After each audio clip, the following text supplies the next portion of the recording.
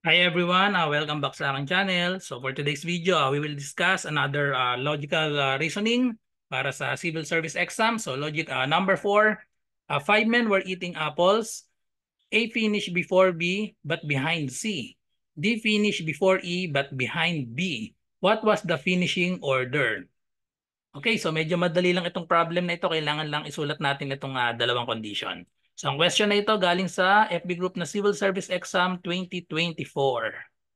Okay, so ito ng solution. So isulat lang natin. So A finish before B but behind C. So sulat lang natin yung order na ito tong sa first statement natin. A finish before B. Okay, so ang ayos nila A tapos B. Okay, kasi A finish before B but behind C. So behind C daw si A, so therefore nandito si C.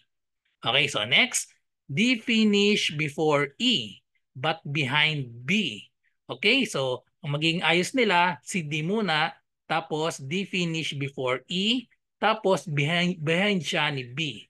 Okay, so tapos ngayon, pagdudugtungin natin itong dalawang order, hanapin niyo yung common na letter. So common na letter sa kanila yung B.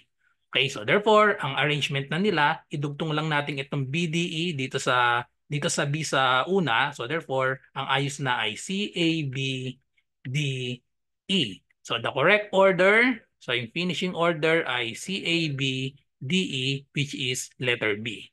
Okay, so ganun lang kasimple ang pagsagot dito. So thank you for watching and kita-kita tayo sa marami pang mga logical reasoning na problem.